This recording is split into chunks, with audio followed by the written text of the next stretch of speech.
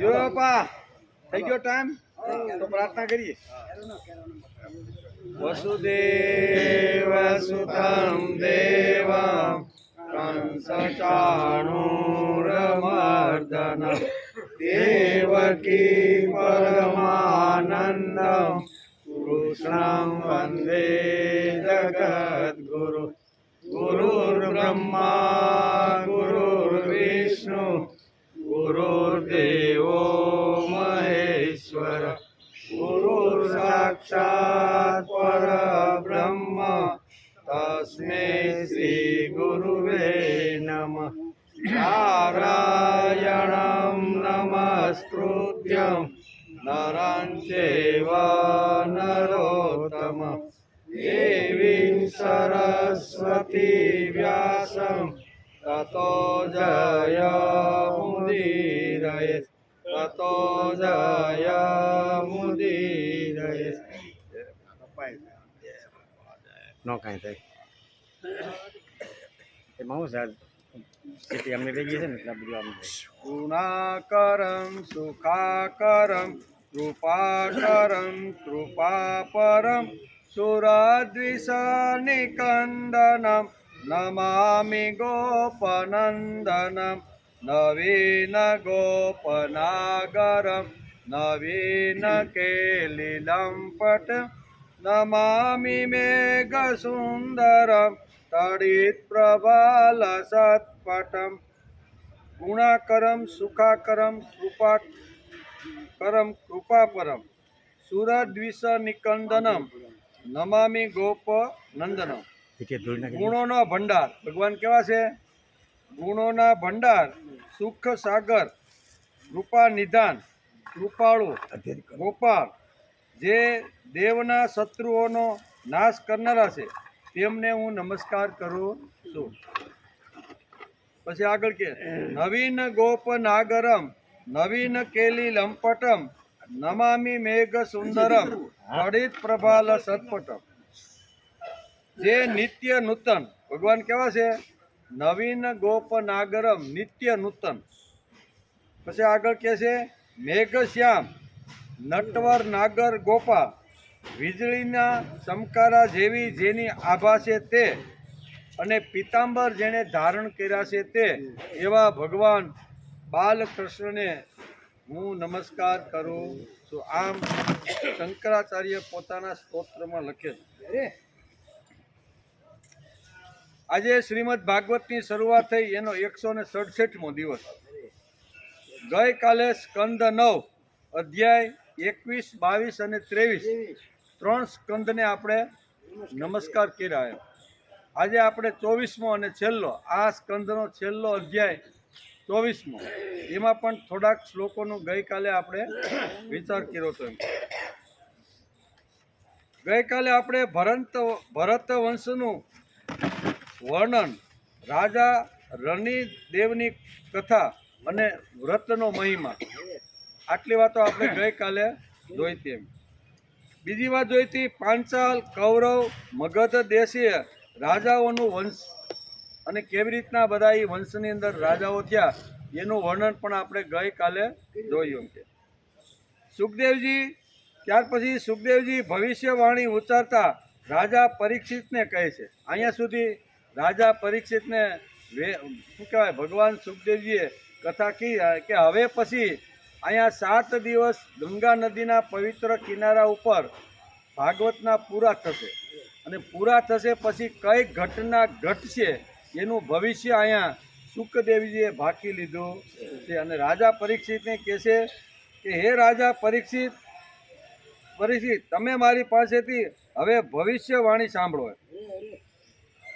પરીક્ષિતને કહે છે કે જ્યારે તક્ષકના કરડવાથી તમારું મૃત્યુ થશે એ વાત જાણીને જન્મેજય ખૂબ જ રોષે ભરાશે અને મોટા મોટા યજ્ઞો કરી અને એમાં સર્પની આહુતિઓ આપશે. આ એને ભવિષ્ય કહે છે. આ ગંગા નદીના પવિત્ર કિનારે 7 દિવસની ભાગવત પૂરી થશે, તમને મોક્ષની ગતિ પ્રાપ્ત થઈ જશે. પછી તમારો દીકરો જે જન્મેજય છે એ આવી રીતનો સર્પ યજ્ઞ કરશે અને આજુબાજુ મારા પિતાને જે સર્પ કરીને જેણે મૃત્યુના ઘાટ ઉતાર્યા છે એ બધા સર્પની અગ્નિની અંદર આહુતિઓ આ એણે ભવિષ્ય ભાગ્યું. પછી 23મા અધ્યાયમાં અનુ, રુદ્રુ, તુર્વાસુ, યદુના વંશનું વર્ણન જોયું. હે રાજા એટલે કે હે રાજા પરીક્ષિત, મહારાજા યદુનો વંશ પરમ પવિત્ર છે. છેલ્લે આપણે જોયું કે મહારાજા યદુનો વંશ પરમ પવિત્ર છે અને મનુષ્યના સમસ્ત પાપોનો નાશ કરનાર છે. આનો પણ આપણે ગઈકાલે થોડોક વિચાર કર્યો.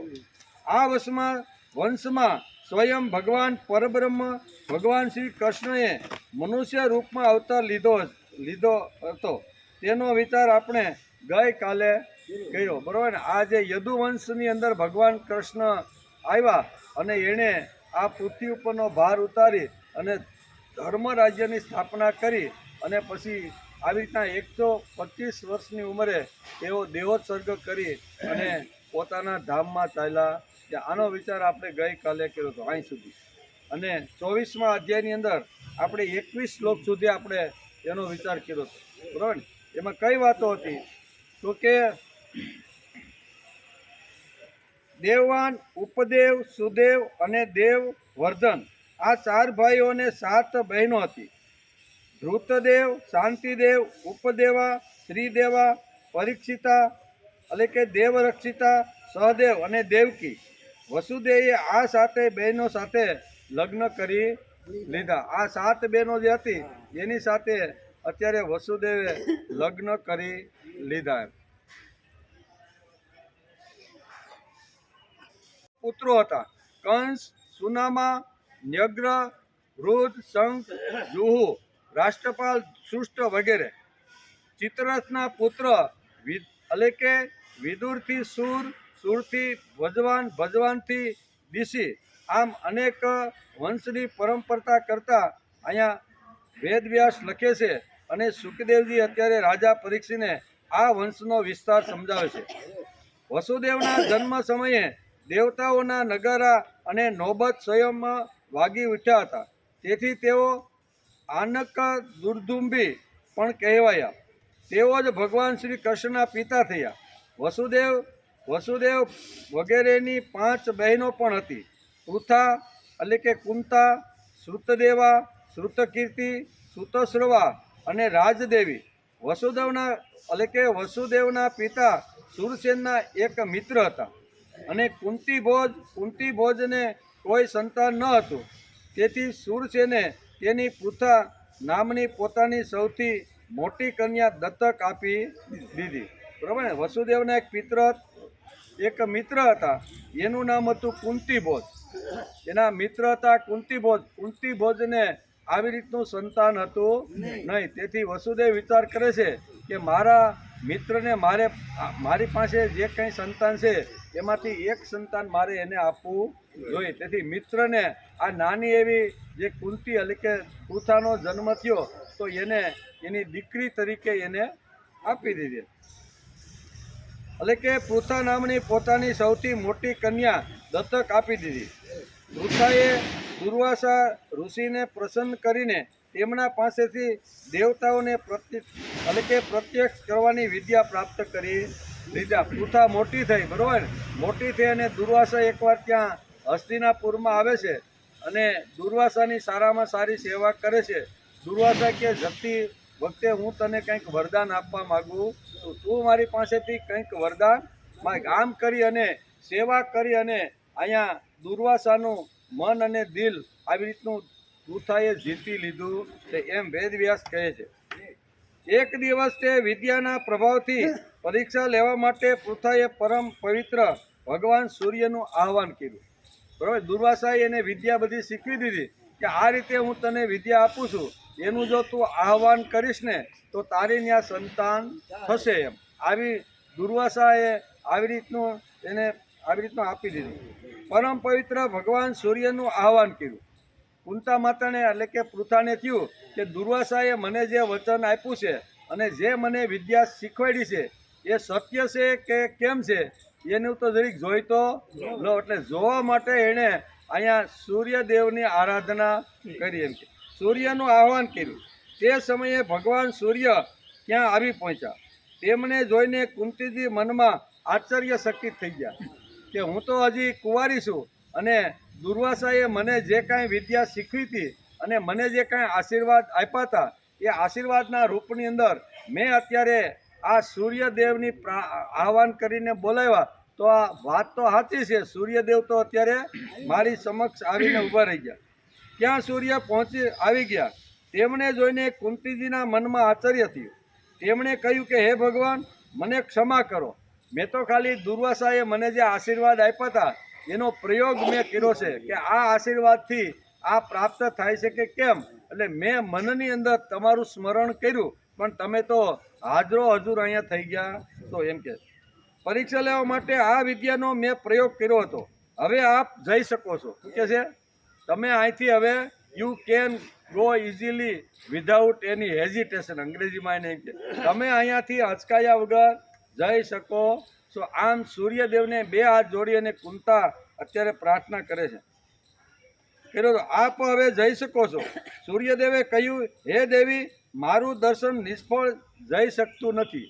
તમે આહવાન કરીને મને અહીં બોલાવ્યો છે એટલે મારું દર્શન, હું જેને દર્શન આપું અથવા મને જે આહવાન કરીને બોલાવે એને હું તો કંઈક ને કંઈક આપીને જાઉં છું. તેથી મારું આવું અહીંયા વિફળ થાય નહીં એવું સૂર્યદેવે કહ્યું.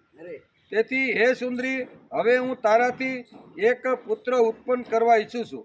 તમે કુમારી છો તેથી તમારો કૌમાર્ય ધર્મ દૂષિત ન થાય તે પ્રમાણે હું તમને પુત્ર આપીશ. તમારું કૌમાર્ય જે છે ને ખંડિત ન થાય એવું ને એવું તમારું કૌમાર્ય રહે એ રીતે હું તમને એક સંતાન આપીશ. આમ સૂર્યદેવે અહીંયા કુંતી એટલે કે પૃથાને આ રીતે સમજાવ્યું. આમ કહીને ભગવાન સૂર્યદેવે ગર્ભ સ્થાપિત કરી દીધો અને ત્યારબાદ તેઓ સ્વર્ગમાં ચાલ્યા ગયા. તે સમયે તેમને એક બહુ સુંદર અને તેજસ્વી બાળક ઉત્પન્ન થયો. તે દેખાવમાં બીજા સૂર્ય જેવો લાગતો હતો. પૃથા લોક નિંદાથી ડરી ગઈ. કુંતા છે ને એ કાળની અંદર એક તો આ શું કહેવાય હસ્તિનાપુરની કુંવરી તો ખરી જ ને, બરોબર ને? માવતરની હાલો માવતરની હા બરોબર. કહેવાનો અર્થ કે સૂર્યદેવ આવી રીતનો ગર્ભની અંદર આવી રીતનો સ્થાન કરાવી અને એ પોતાને ચાલ્યા ગયા. અને ધીમે ધીમે આ કુંતાને એટલે કે યુવાન વયમાં કુંતાને આવી રીતનો એક સુંદર બાળકનો એણે જન્મ આપ્યો. તે દેખાવમાં બીજા સૂર્ય જેવા લાગતા હતા. પૃથા લોક નિંદાથી ડરી ગઈ. તેથી તેણે ખૂબ દુઃખ સાથે તે બાળકને નદીના પ્રવાહમાં પેટીમાં પૂરી અને વહાવી દીધો. આ કથા અત્યારે વેદવ્યાસે લખી છે અને સુખદેવજી મહારાજ અત્યારે રાજા પરીક્ષિતને કહે છે કે આવી રીતનો કર્ણનો જન્મ કેવી રીતનો થયો, પૃથાને અહીંયા કેવી રીતનું વચન પ્રાપ્ત થયું અને વચન પ્રાપ્ત થયા પછી આ વચન સત્ય છે કે નહીં એના માટે સૂર્યનું આહવાન કર્યું. તો હકીકતે સૂર્યદેવ ત્યાં હાજર થઈ ગયા. સૂર્યદેવ કહે છે કે હું જ્યાં જ્યાં જાઉં છું ત્યાં વિફળ થઈ જતો નથી, તેથી મારે તને કંઈક આપવું છે એમ કરી અને એના આ જન્મ થાય. પૃથા લોકનિંદાથી ડરી ગઈ. તેથી તેણે ખૂબ દુઃખ સાથે તે બાળકને નંદીના જળ પ્રવાહમાં વહાવી દીધું. હે રાજા પરીક્ષિત, તે જ પૃથાનો વિવાહ તમારા દાદા શ્રી અર્જુનના પિતા પાંડુરંગ સાથે થયો હતો. પાંડુ રાજા સાથે થયો હતો, જે ખરેખર મોટા સત્ય અને પરાક્રમી હતા. રાજા પરીક્ષિતને કહે છે કે આ તમારા દાદા જે હતા બરોબર ને, તો એની સાથે એનો સંબંધ થયો હતો. તે પરાક્રમી હતા. હે રાજા પરીક્ષિત, પૃથાની નાની બહેન શ્રુતદેવીનો વિવાહ પુરુષ દેશના અધિપતિ એટલે કે વૃદ્ધવંશ શર્મા સાથે થયો હતો. તેના ગર્ભથી દંતવક્તનો જન્મ થયો. આ તે જ દંતવક્ત છે જે પૂર્વજન્મમાં સનકાદિક ઋષિઓના શાપથી હિરણાક્ષ થયો હતો. બરાબર ને? એ કથા આગળ આપણે જોઈએ એમ કે જય વિજય આવી રીતના બે વિષ્ણુ ભગવાનના દરબાર હતા અને સનકાદિક ઋષિ ત્યાં મળવા માટે ગયા. તો એને થયું કે હવે આવા લંગોટિયાને વિષ્ણુ ભગવાનને થોડું મળવા, એટલે કે ન કહેવાની વાતો ન કહેવાના શબ્દો ઉચ્ચારાય ને. એટલે અહીંયા સનકાદિક ઋષિએ એને શ્રાપ આપી દીધું કે જાઓ, તમે મારી સાથે આવી રીતનું અભદ્ર વર્તન કર્યું છે તેથી તમે પૃથ્વી લોકમાં જાઓ અને રાક્ષસ રૂપે તમે ત્યાં જન્મ ધારણ એટલે કે જય વિજયને આપેલો શ્રાપ છે. કોણે? સનકાદિક ઋષિએ. એટલે એનું પણ અહીંયા વર્ણન કરે છે કે રાજા એટલે કે રાજાધિદેવ વિવાહ જયસેન સાથે થયો હતો. તેને 2 પુત્ર હતા, વિંદ અને અનુવિંદ.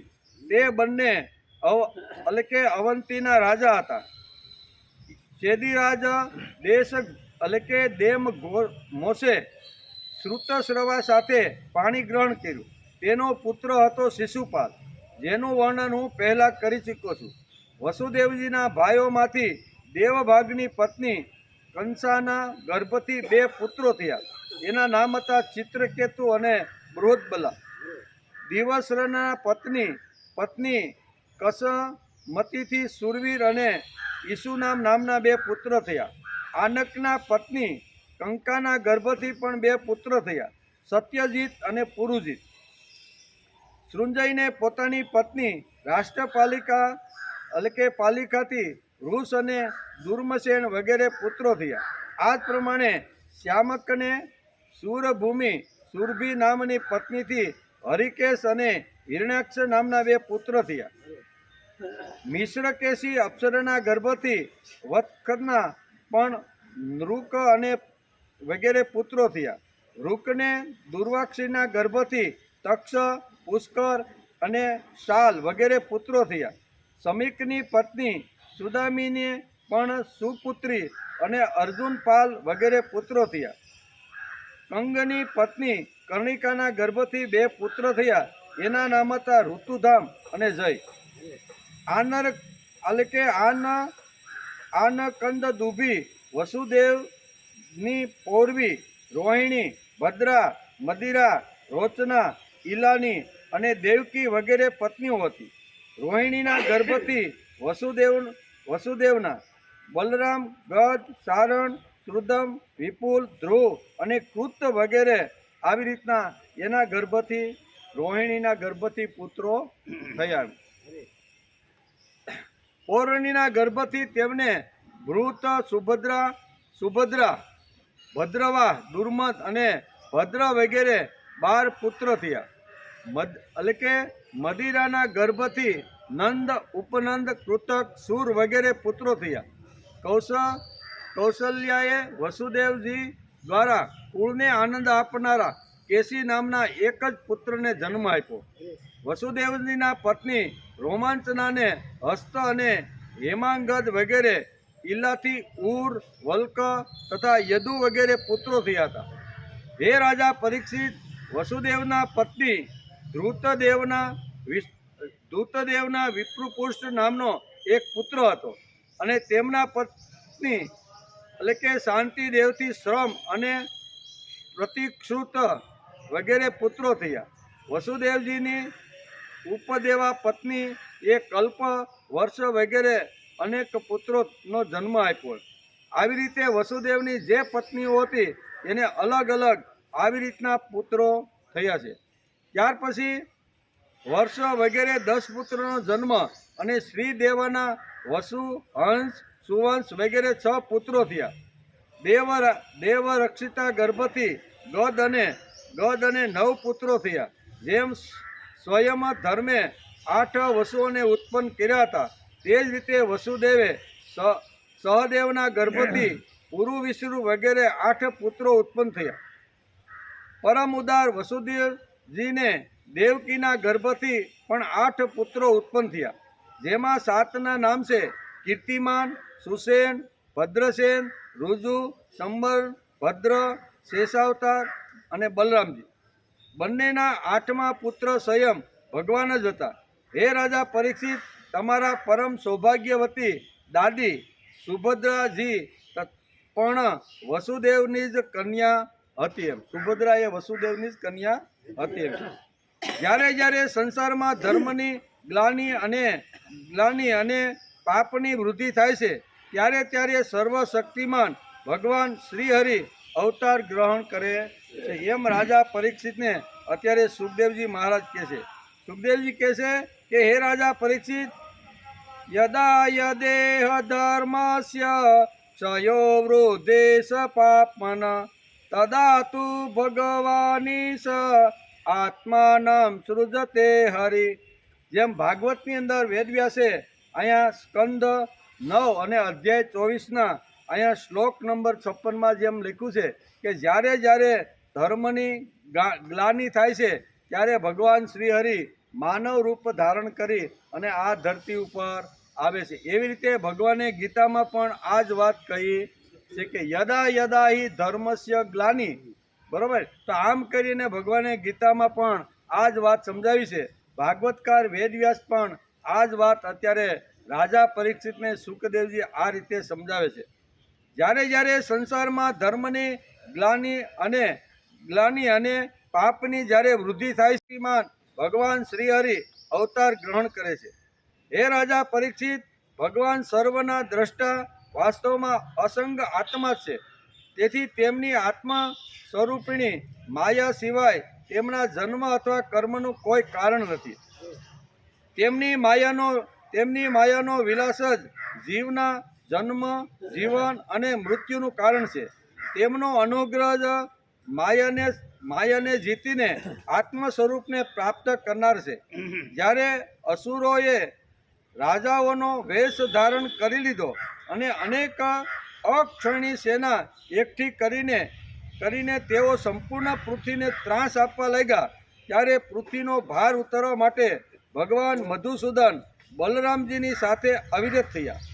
તેમણે એવી લીલાઓ કરી જેના સંબંધમાં મોટા મોટા દેવતાઓ, મોટા મોટા શરીર ધારણ કરવાવાળા તો બાજુ પર રહી અને મનથી પણ અનુમાન કરી શકતા નથી. એવી શક્તિ સંપાદન કરી બલરામજી અને કૃષ્ણ ભગવાને આ પૃથ્વી ઉપર અવતાર ધારણ કર્યો. એમ અત્યારે સુખદેવજી મહારાજ રાજા પરીક્ષિતને આ રીતે કહે છે. પૃથ્વીનો ભાર તો ઉતાર્યો જ, સાથે સાથે કલિયુગમાં પેદા થનારા ભક્તો પર અનુગ્રહ કરવા માટે ભગવાને એવા પરમ પવિત્ર યશનો વિસ્તાર કર્યો જેનું ગાન અને શ્રવણ કરવાથી ભક્તોના દુઃખ, શોક અને અજ્ઞાન પૂરેપૂરા નષ્ટ થઈ જાય છે. અહીંયા વેદવ્યાસ લખે છે અને સુખદેવજી મહારાજ આ શ્લોકની અંદર બહુ સરસ રીતે સમજાવે છે. શું કહે છે? કલોજનીયત પ્રાણાનામ દુઃખ શોકમદુત્તમ અનુગ્રહાય ભક્તાનામ સુપુણ્યમ વ્યદતો દશ. અહીંયા બે વાત ભાગવતકાર આ શ્લોકમાં સમજાવે છે કે રાજાઓ, જે અસુરો હતા એણે રાજાનો વેશ ધારણ કરી અને પૃથ્વીને ખૂબ જ રંજાડવાનો, દુઃખી કરવાનો પ્રયત્ન કર્યો. આવા જ્યારે રાજાઓ વિચિત્ર વેશ, રાજાનો પોશાક પહેરી અને જ્યારે સમાજને જ્યારે નુકસાન કરે છે ત્યારે ભગવાન અહીંયા એને કંઠ સ્નાન આપે છે. બીજી વાત અહીં ભાગવતકાર વેદવ્યાસ લખે છે કે આવી રીતના અસુરોનો તો એણે સંહાર કર્યો છે, પણ સાથે સાથે જે ભગવાનના જે ભક્તો છે, ભગવાનના જે બની ગયેલા છે, યો મદ ભક્ત સમે પ્રિય કહી અને ભગવાને જે ગીતામાં જે આવી ગર્જના કરી છે એ જ ગર્જના વેદવ્યાસ અહીંયા ભાગવતના 9મા સ્કંદની અંદર 61મા શ્લોકની અંદર 24મા અધ્યાયમાં આ જ વાત સમજાવે છે કે આવી રીતે જે ભગવાનના લાડકા દીકરા છે, ભગવાન માટે ઘસાય છે, ભગવાન માટે કામ કરે છે અને ભગવાનને સાથે રાખીને પોતાનો જીવન વ્યવહાર કરે છે, આવા ભક્તોને પણ આવી રીતનું રક્ષણ કરવા માટે અહીંયા છે કે ભક્તોના દુઃખ, ભક્તોનો શોક અને ભક્તોના અજ્ઞાન રૂપી જે વાસનાઓ છે એ બધું દૂર કરવાનું કામ ભગવાન આવીને કરે છે. એટલે ભગવાન આવીને ક્યાં કામ બે કર્યા? તો કે એક રાજા કહેવાય અસુરો હતા પણ રાજાનો વેશ ધારણ કરી અને સત્તા ઉપર બેઠા હતા કહેવાય રાજા. પણ આવી રીતના ઘણા બધા જરાસંઘ જેવા હતા, શિશુપાલ જેવા હતા, દુર્યોધન અને દુશાસન જેવા હતા, એ કહેવાય રાજા બધાય. પણ રાજા બન્યા પછી પોતાનો જ ભોગ, પોતાનો જ વિચાર કરે, સમાજનો કોઈ વિચાર કરે ને. આવા લોકોને અહીં વેદવ્યાસ લખે છે અને સુખદેવજી મહારાજ કહે છે કે આવા જે રાજા બની બેઠેલા હતા, સત્તા અને સંપત્તિ હાથમાં આવી ત્યારે એનો નાશ કરવા માટે ભગવાન આવ્યા અને એ બધાને કંઠસ્થાન આપી દીધું. અને પછી પરિત્રાણાય સાધુનામ વિનાશાય ચ દુષ્કૃતામ ધર્મ સંસ્થાપનાથાય સંભવામી યુગે યુગે. આમ બીજા શ્લોકની અંદર ભગવાન બહુ સ્પષ્ટતા રીતે અહીં સમજાવવાનો પ્રયત્ન કરે છે કે જે પવિત્ર અહીં લખ્યું છે ને, પરિત્રાણાય સાધુનામ. સાધુ એટલે સજ્જન લોકો, જે સાત્વિક લોકો છે, જે પ્રામાણિક છે, જે પોતે પુરુષાર્થ કરીને પોતાનો રોટલો કમાય છે, આવા સજ્જન લોકો જ્યારે ભગવાનનું કામ કરે, પ્રભુ ભક્તિ કરે, અને પ્રભુ ભક્તિ કરતાં કરતાં જ્યારે આ લોકો જ્યારે થાકે, નિરાશ થાય અને એમ થાય કે આટલું કામ કરીશી છતાંય સમાજમાં એનું પરિણામ આવતું નથી, ત્યારે આવા લોકો જે શું કહેવાય પવિત્ર લોકો જ્યારે થોડાક નિરાશ થાય છે ત્યારે ભગવાન કહેશે કે એને હાથ આપવા માટે, એને ઉત્સાહ આપવા માટે, એને સ્ફૂર્તિ આપવા માટે અને એનો જે અજ્ઞાન, વહેમ, અંધકાર આજે ઘણીવાર આવી જાય તો એને દૂર કરવા માટે અહીંયા ભગવાન આવે છે. એટલે આ બે શ્લોકની અંદર બે વાતો વેદવ્યાસે સમજાવી છે. એક તો અસુરોનો સંહાર અને જે ભક્તો છે એની રક્ષણ કરવાની જવાબદારી આ શ્લોકની અંદર વેદવ્યાસે લખી રાખી છે. જે ભગવાને ગીતામાં કીધી એ જ વાત અહીંયા 9મા સ્કંદની અંદર ભાગવતની અંદર વેદવ્યાસ પણ 24મા અધ્યાયની અંદર આ જ વાત લખે છે. પૃથ્વીનો ભાર તો ઉતરો, સાથે સાથે કલિયુગમાં પેદા થનારા ભક્તો ઉપર અનુગ્રહ કરવા માટે ભગવાને એવા પરમ પવિત્ર યશનો વિસ્તાર કર્યો છે જેનું ગાન અને શ્રવણ ગાવાથી ભક્તોના દુઃખ દૂર થઈ જાય છે. ભગવાનનું નામ, ભગવાનનું કામ, ભગવાનનું કીર્તન અથવા ભગવાનના ગુણગાન જે લોકો ગાય છે એના દુઃખો પણ દૂર થઈ જાય છે. અને આપણે ઘણા બધા ચરિત્રોમાં આપણે જોયું. આપણે જ્યારે જ્યારે સમાજમાં ફરતા હોઈએ અથવા આપણે જ્યારે સંતો અને ઋષિઓના ચરિત્રો જ્યારે આપણે વાંચતા હોય ને ત્યારે આપણે એમ થાય છે કે ભગવાને જે આપેલો કોલ છે, ભગવાને આપેલું જે વચન છે એ ભગવાન પાળતા રહેલા છે. ગમે તેવી અગવડ હોય, ગમે તેવી મુસીબત હોય અને ભગવાન જો ભગવાનનું નામ જે છોડતો નથી, ભગવાનનું સ્મરણ કાયમ માટે જે રાખે છે એવા લોકોને ગમે ત્યાંથી ખપેડા ફાડીને પણ ભગવાન એને મદદ કરતા રહેલા છે. એટલે કે કલયુગની અંદર આ લખ્યો છે, કલયુગ શબ્દ વાપર્યો છે કે કલયુગની અંદર માણસ ભગવાનના ગુણોનું કીર્તન કરશે, ભગવાનના ગુણોનું શ્રવણ કરશે ને એનું રક્ષણ કરવાની જવાબદારી પણ મેં ઉપાડી લીધી છે. કલયુગની વાત કરતાં વેદવ્યાસ લખે છે અને ભગવાન શા માટે આવ્યા એ બે સિદ્ધાંતો આ બે શ્લોકની અંદર આપને સમજાવે છે. ત્યાર પછી કહે છે કે તેમનો યશ શું છે, ભગવાનનો યશ શું છે? લોકોને પવિત્ર કરનારું શ્રેષ્ઠ તીર્થ છે. ભગવાનનું જે ચરણ છે, ભગવાનનું જે જીવન છે, ભગવાનને કાંઈ જે ગુણો છે એ ગુણો કેવા છે તો કે એ ગુણોનું કીર્તન કરે, એનું સ્મરણ કરે ભગવાનના ગુણોનું, તો અહીંયા કહેવાય છે પવિત્ર કરનાર શ્રેષ્ઠ તીર્થધામ જો કોઈ હોય તો એ ભગવાનના ચરણ કમળનું છે. તેથી આપણે કહીએ ને કે કરાર વિંદે ન પદાર વિંદે મુખાર વિંદે પુટે શયાનમ બાલમ મુકુંદમ મનસા સ્મરામી. હું આવા ભગવાન બાલકૃષ્ણ જે છે જેનું સ્મરણ કરવાથી, જેનું શ્રવણ કરવાથી અને જેનું નામ કીર્તન કરવાથી માણસના બધા જે કાંઈ સુખ શોક હોય છે, દુઃખ હોય છે, કાંઈ અજ્ઞાન હોય છે એ બધાનું હરણ કરનાર કોણ છે તો કે ભગવાન છે. બરાબર ને? ભગવાન કેવા છે તો કે ભગવાને શું કર્યું છે તો કે ભગવાન મોટી ઉંમરના થાય. લોકો ઘણીવાર આપણે કહીએ ને કે ઘણા જે ભક્તો છે એ ભક્તો મોટા મોટા રાજપાટ, મોટી મોટી સંપત્તિ, મોટી મોટી આવી રીતની સત્તાઓ છોડી અને ભગવા વસ્ત્ર ધારણ કરી અને તમારા ચરણમાં આવી અને તમારું પગનું શું કે શરણામૂત લે છે.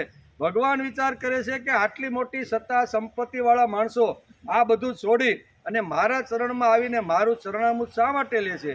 ભગવાન વિચાર કરતા થઈ ગયા. પણ ભગવાન કહે છે કે અત્યારે કદાચ મારા શરણમાં આ લોકો નમસ્કાર કરતા હોય છે, તિલક બિલક કરતા હોય છે અને હું કદાચ જો મોટી ઉંમરે મોઢાની અંદર જો અંગૂઠો નાખું ને તો લોકો મને પાગલ ગણશે કે આ કૃષ્ણ કેવો છે એમ કે. એટલે ભગવાને બાળ કૃષ્ણ રૂપ ધારણ કરી લીધું. ભગવાન કે બાળક બન્યા પછી અંગૂઠો જો મોઢામાં નાખે ને તો એને કોઈ પાગલ કે ગાંડો ગણતો નથી. બાળક તો અંગૂઠો 2-3 વર્ષનો બાળક હોય ને તો એ તો અંગૂઠો મોઢામાં નાખીને સુસ્તો હોય છે. એટલે અહીંયા શાસ્ત્રકારોએ લખ્યું છે કે કરાર વિંદે ન પદાર વિંદમ.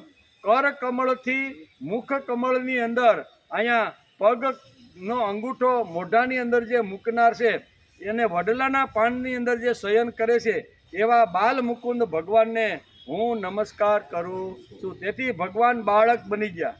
થોડી મોટી ઉંમરે કરે તો એને કદાચ કે મને હોસ્પિટલમાં કોઈક દાખલ કરી દે, એ કે આ તો કૃષ્ણ ગાંડો છે, આટલી મોટી ઉંમરે મોઢામાં પગ સૂસે છે, કાંઈ અક્કલ વકલ. આમ ઘણી વાર ઘણા કે તેથી ભગવાને શું કર્યું?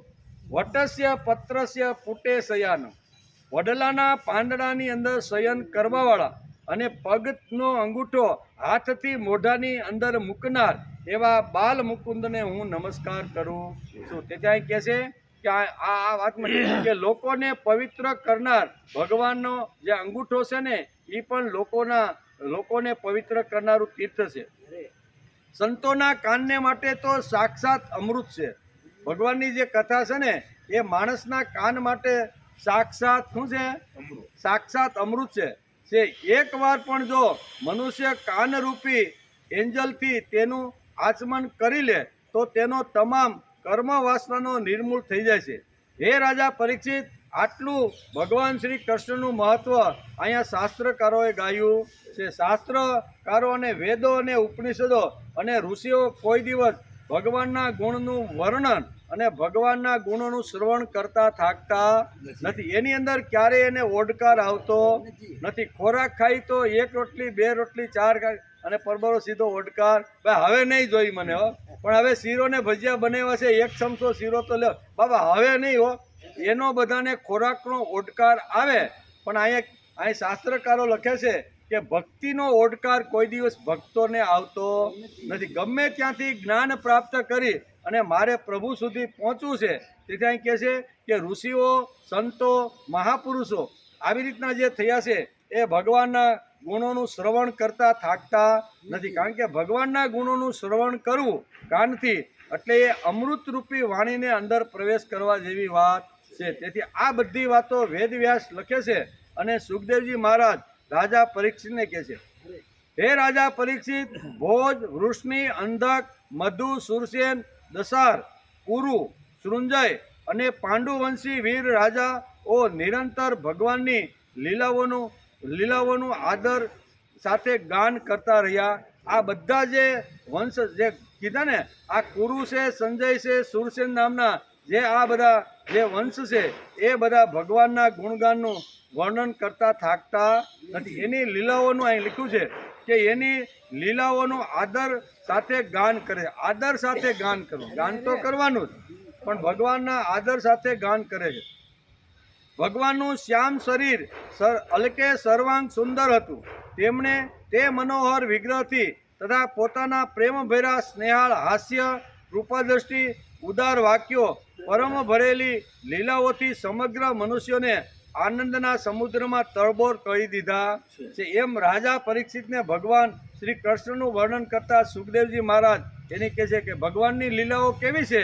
તો કે ભગવાનની લીલાઓ તો બધા જ વંશના લોકો એનું ગાન કરતા, એની અમૃતવાણી સાંભળતા થાકતા નથી. એટલું જ નહીં, પણ અહીં કહે છે કે લીલાઓથી સમગ્ર મનુષ્યલોકને આનંદ સમુદ્રની અંદર તરબોળ કરી દીધા છે.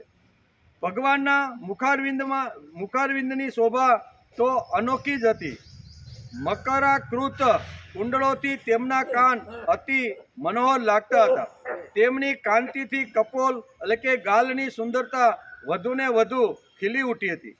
જ્યારે મંદ હાસ્ય અને વિલાસથી ભરેલા આનંદને દેનારા ભગવાન શ્રી કૃષ્ણના મુખારવિંદ પર સદા રહેતા આનંદની ચોળો ઉઠતી હતું. ક્યારેય નિરાશ થયા નથી. એમ અત્યારે વેદવ્યાસ લખે છે અને સુખદેવજી મહારાજ કહે છે કે 125 વર્ષની ઉંમરે જ્યારે સ્વધામ ગયા ત્યાં સુધીનું ભગવાન કૃષ્ણની લીલા કેવી હતી, એનું જીવન કેવું હતું, એ બધું અત્યારે સુખદેવજી મહારાજ કહે છે કે ભગવાન કૃષ્ણ આ ધરતી ઉપર 125 વર્ષ રહ્યા, પણ એના ચહેરા ઉપર ક્યારેય આવી રીતનું કાંઈ ઉદાસીનતા હોય કે નિરાશા હોય કે થાકી ગયેલા હોય કે કંટાળો આવી ગયો હોય કે આવો ચહેરો મેં ક્યારેય જોયો નથી. એમ સુખદેવજી અત્યારે રાજા પરીક્ષિત આવું એનું પવિત્ર, આવું એનું દિવ્ય અને આવું એનું જીવન હતું. એમ પરીક્ષિત રાજાને કહે છે કે હે રાજા પરીક્ષિત, બધા સ્ત્રી પુરુષો તેમના નેત્રના પાત્રોથી નિત્ય તેમની મુખ માધુરીનું પાન કરતા હતા. સ્ત્રી હોય કે પુરુષ, બરાબર ને? બધા જ ભગવાન શ્રી કૃષ્ણના મુખારવિંદની તેમની મુખ કૃતિનું આવી રીતનું પાન કરતા હતા, પરંતુ તૃપ્ત થતા નહોતા. શું કહે છે? રોજ ભગવાનને આવી રીતના લોકો મળતા હતા. ગોવાળ હોય કે ગોપીઓ હોય, પછી ગમે તેવા મોટા મોટા આવી રીતના રાજાઓ હોય, દાખલા તરીકે યુધિષ્ઠિર જેવા રાજાઓ હોય, જે સાત્વિક રાજાઓ છે, એ પણ બધા જ્યારે આવા ભગવાન શ્રી કૃષ્ણ સાથે જ્યારે મિલાપ થાય, મળવાનું થાય, ત્યારે એના મુખની જે માધુર્ય છે, એ માધુર્ય આવું ને આવું એકદમ અકબંધ હતું. ક્યારેય નિરાશા નહીં, ક્યાંય થકાવટ નહીં, ક્યાંય આવી રીતનું કંઈ પણ વસ્તુ ન રાખતા. આ બધી વાતોનું વર્ણન ભગવાનના અધ્યાયની અંદર 9મા સ્કંધની અંદર અત્યારે અહીંયા ભગવાન શ્રી કૃષ્ણ કેવી રીતે હતા અને યદુવંશની અંદર કેવી રીતનાનો જન્મ થયો, એ બધી પરીક્ષિતને આ બધી વંશની બધી વાતો કરે કે જન્મ જેલમાં થયો, મથુરામાં થયો, પણ મથુરામાં રહ્યા નહીં. અને ક્યાં આવ્યા? તો કે ગોકુળની અંદર આવ્યા. એટલે કે ગોકુળની અંદર મથુરામાં વસુદેવજીને ઘેર, પરંતુ ત્યાં રહ્યા નહીં. ત્યાંથી ગોકુળમાં નંદ બાવાને ઘેર ચાલ્યા ગયા.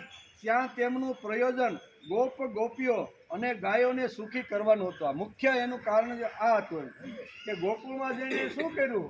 તો કે ગોકુળની અંદર જઈ અને ગોપ અને ગોપીઓ અને જે ગાયો હતી એને વધારેમાં વધારે પ્રેમ ભાવ આપી અને એ વધારે સુખી કેમ થાય તેના માટે અહીંયા ભગવાન કૃષ્ણએ પ્રયત્ન કર્યો છે. એમ રાજા પરીક્ષિતને અત્યારે અહીંયા સુખદેવજી મહારાજ કહે છે કે હે રાજા પરીક્ષિત, આવી રીતના ભગવાન મથુરામાં જન્મ લઈ અને જ્યારે ગોકુળમાં આવ્યા, ગોકુળની ગોપીઓને ઘેલી કરી દીધી. ઘેલી કરી એટલું જ નહીં, પણ એ ભાન પણ ભૂલી જતી હતી. બરોબર ને? વિક્રેતુ કામા કિલ ગોપ કન્યા મુરારી પાદાર પિત્ત ચિંત વૃત્તિ દધ્યાધિકમ મો વસાદ ઓસત ગોવિંદ દામોદર માધવેતી ગૃહે ગૃહે ગોપ વધુ કદંબા. આનું વર્ણન બહુ સરસ રીતે કે ગોપીઓની હાલત કેવી થઈ ગઈ હતી.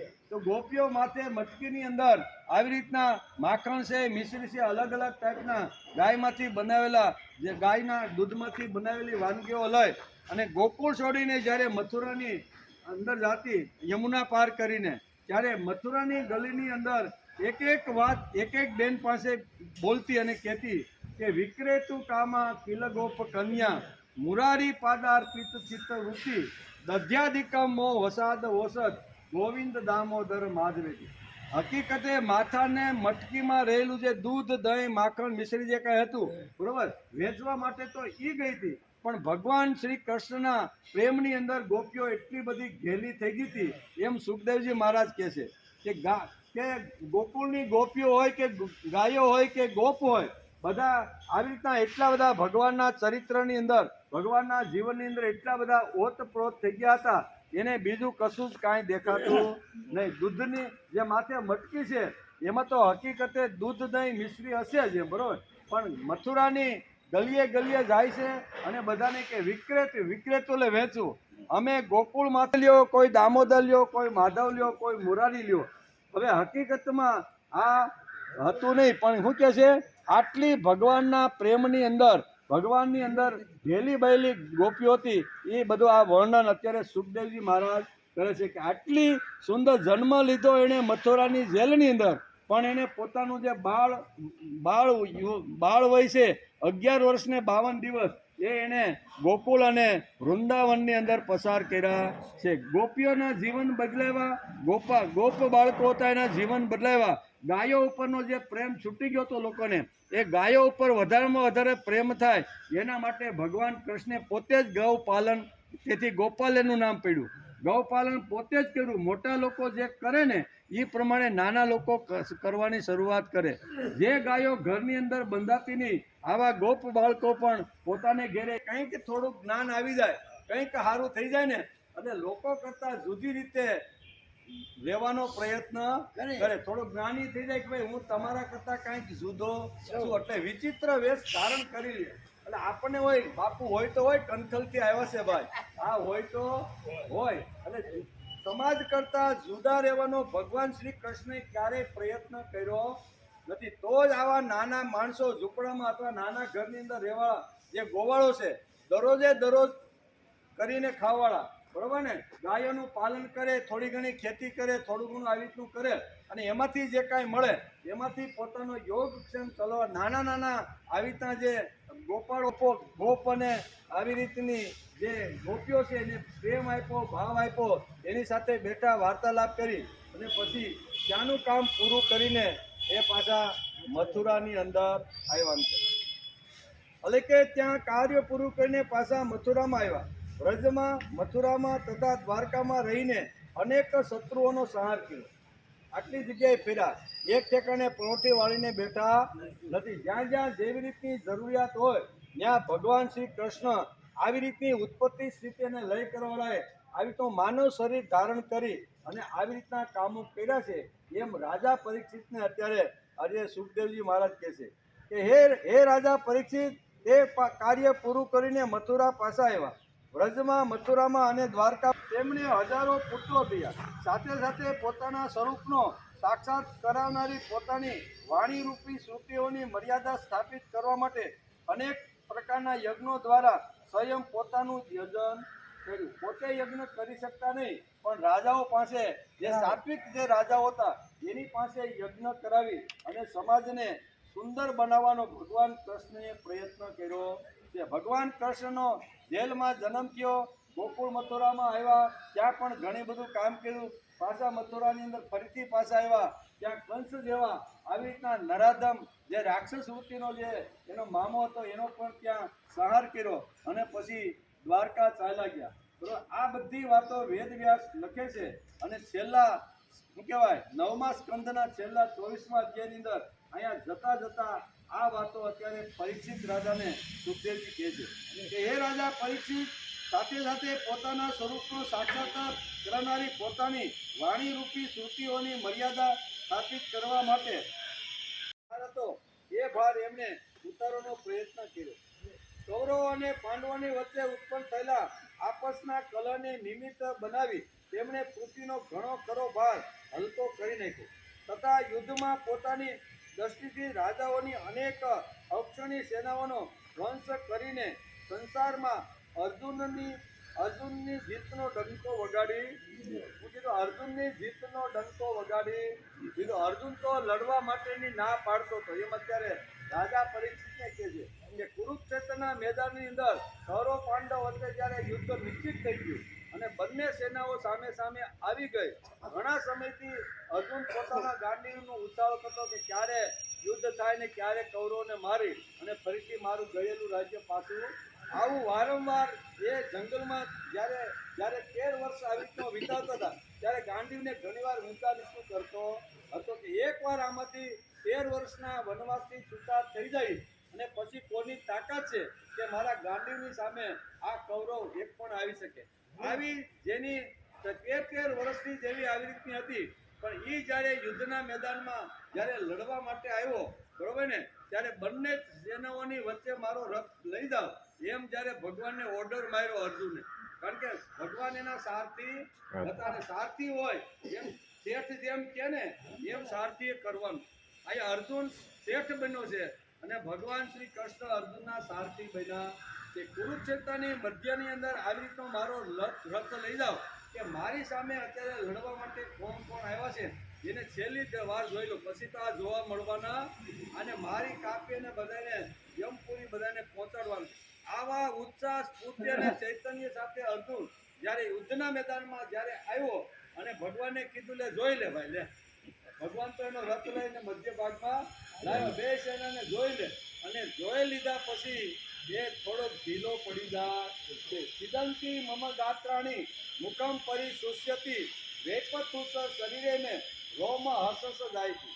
આવી રીતના એના મન ઉપર, શરીર ઉપર 11 પ્રકારના આવી રીતના અસરો થાય. કેવી?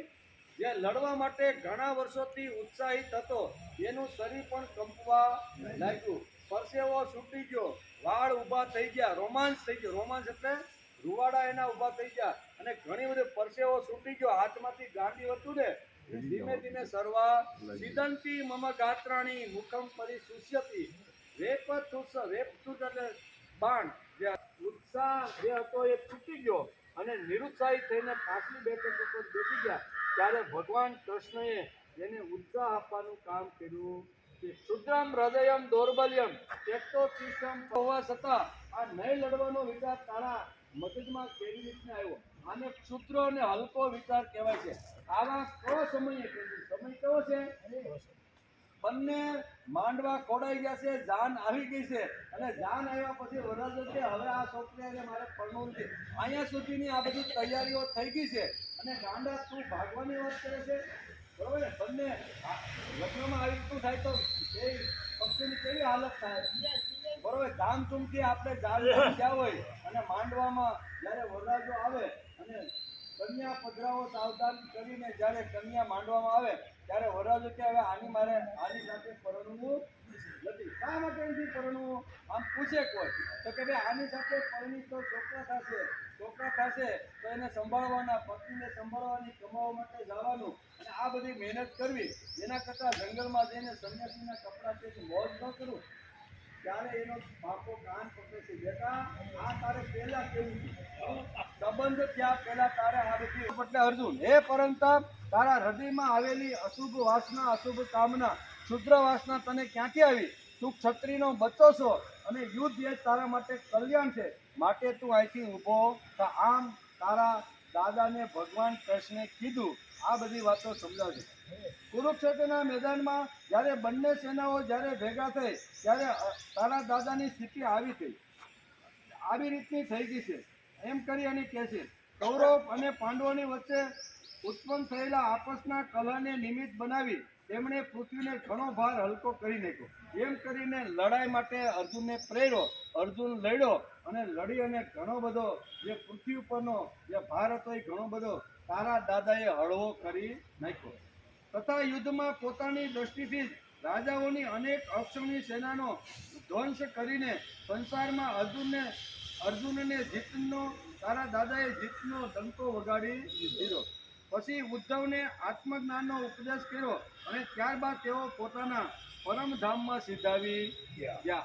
આ 9મા સ્કંદની અંદર છેલ્લા અધ્યાયની અંદર આટલી વાતો વેદ વ્યાસે લખી છે અને સુખદેવજી મહારાજ રાજા પરીક્ષિતને અહીંયા પોતાના દાદાનું પહેલું પરાક્રમ કેવી રીતનું હતું કેવી રીતના બેસી ગયા અને ઊભો કરવા માટે ભગવાન કૃષ્ણે કઈ વાતો કીધી આ તારા દાદાએ સાંભળી અને સાંભળ્યા પછી અહીં કે તારા દાદાનો ડંકો ભગવાન કૃષ્ણએ પાસે આવ્યા.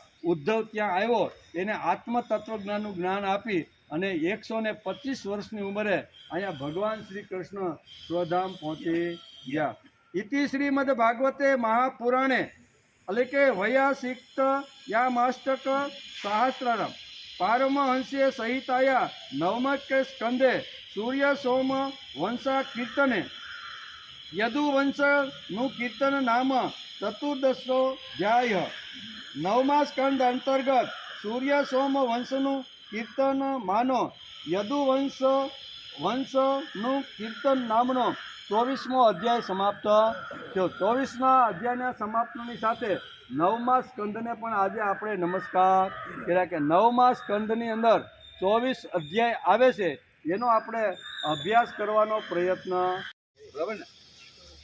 9મા સ્કંદની અંદર 24 અધ્યાય વેદવ્યાસે લખ્યા છે અને સુખદેવજી મહારાજ રાજા પરીક્ષિતને આ 9 અધ્યાયની અંદર જે ઘટનાઓ ઘટી એનું સંકલન કરીને આપણે સમજાવવાનો પ્રયત્ન કર્યો છે. પ્રથમથી આપણે જોઈ લઈએ. કદાચ અહીંથી છૂટ્યા પછી કોઈ મંદિરે પૂછે બેહવા ગયા હોય 5 વાગે કે ભાઈ શું બધું તમારે વડલા હેઠે હાલે છે, તો હાલતું હોય આપણે સાંભળ્યું હોય, બીજી વાર સાંભળ્યું હોય, ત્રીજી વાર સાંભળીને યાદ રહ્યું હોય તો આપણને કહેવા થાય કે ભાઈ આટલી વાતો આવે છે. તો આજે 9મા સ્કંદની અંદર શરૂઆત ક્યાંથી થઈ? કોઈ કે 9મા સ્કંદની શરૂઆત ક્યાંથી થઈ આપણી? એમ પૂરી થઈ તો આપને ખબર કરી કે ભગવાન સ્વધામ વયા ગયા, ત્યાં પૂરી થઈ ગઈ, બરોબર ને? અને 10મા સ્કંદથી ભગવાનની બાળ લીલા બધી શરૂ થાય એ આપણે કાલથી ખબર પડશે, બરોબર ને? પણ આજે આપણે જોઈએ કે ભાઈ આ 24 અધ્યાયની અંદર પ્રથમ અધ્યાયની શરૂઆત કયા પ્રસંગથી વેદવ્યાસે ભાગવતની અંદર લખી છે? પછી એનાથી આગળ જાય થોડા હે કાંઈ નહીં, ન ખબર હોય તો કાંઈ મૂંઝાવાનું આપણે એમ કેવા જ બેઠા છીએ બરોબર ને. પ્રથમ અધ્યાયથી શરૂઆત થઈ હતી વૈવસ્વ મનુ, એના 14 જે મન્વંતરો છે એનો આપણે વિચાર કર્યો, તમને યાદ હોય તો બરોબર ને. 14 મન્વંતરો, 7 ઉપરના અને 7 નીચેના, એનું વિસ્તારથી આપણે સમજવાનો પ્રયત્ન કર્યો. એટલે કે મનુ એક નથી, 14 મનુ થઈ ગયા, એનો આપણે અભ્યાસ કર્યો. નહીં તો એમ થાય કે મનાલી સાથે પરિણા ઈ હાસા કે ઈડાની સાથે પરિણા ઈ હાસા. કારણ કે ઈડા જે હતી એ બીજા મન્વંતરની અંદર જ્યારે પ્રલય કાળ થયો અને વૈવસ્વ મન્વંતર પૂરો થયો અને સાક્ષાત મન્વંતરની શરૂઆત થઈ ત્યારે એણે ઈડાની સાથે લગ્ન કર્યા હતા. અને વૈવસ્વ મન્વંતર જ્યારે મનુનો હાલતો હતો ત્યારે એણે કોની સાથે? ઈડા અને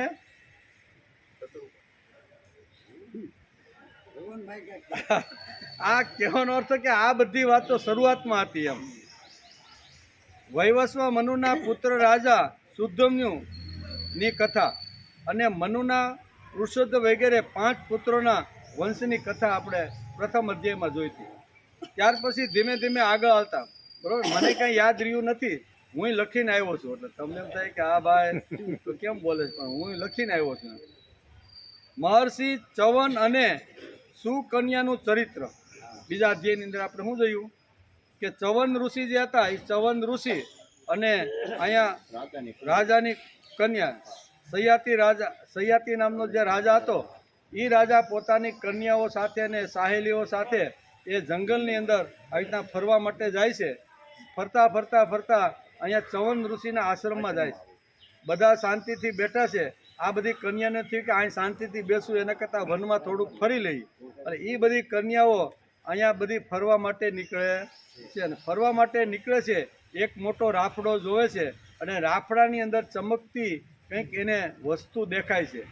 એટલે અહીંયા રાજાની જે કન્યા હતી સુકન્યા, એણે મોટી હળી લીધી અને રાફડાની અંદર ચમકતા જે કાંઈ આવી રીતના હતા એની અંદર નાખ્યું. તો એ ચવન ઋષિ ત્યાં તપસ્યા કરતા હતા. બંને આંખો ફૂટી ગઈ, લોહી લુહાણ થયું, રાફડામાંથી લોહી નીકળ્યું. રાજા ત્યાંથી પોતાના શું કહેવાય રાજમાં આવવા નીકળ્યો ત્યારે એણે આ જોયું કે આ અત્યારે આટલું બધું લોહી કોનું છે અને આ કૃત્ય કર્યું કોણે? ત્યારે સુકન્યા કહેશે કે ભૂલથી મને એમ થયું કે કોઈ જીવડું અંદર હશે ને મેં આવી રીતનું કર્યું, તો આમાં તો આ ઋષિ નીકળ્યા છે ને એની આંખો બંને જતી રહે છે. ત્યારે રાજાએ કીધું કે હવે પછી આની પત્ની તું બની જા અને આની તું સેવા કર. હવે આ વૃદ્ધની સેવા કોણ કરશે? બંને આંખો જતી રહી છે. એટલે તું મારી કન્યા છો, મારી યુવાન કન્યાને એની સાથે પરણાવું છે. આ બીજા અધ્યાયમાં આપણે આનો વિચાર કર્યો. આ સુકન્યાને ચવન ઋષિ સાથે પરણાવી દીધી, વૃદ્ધની સેવા કરે છે. ઘણા બધા વર્ષો વીતી ગયા, બરોબર ને. તો એ વખતે અહીંયા અશ્વની કુમારો બંને આવે છે.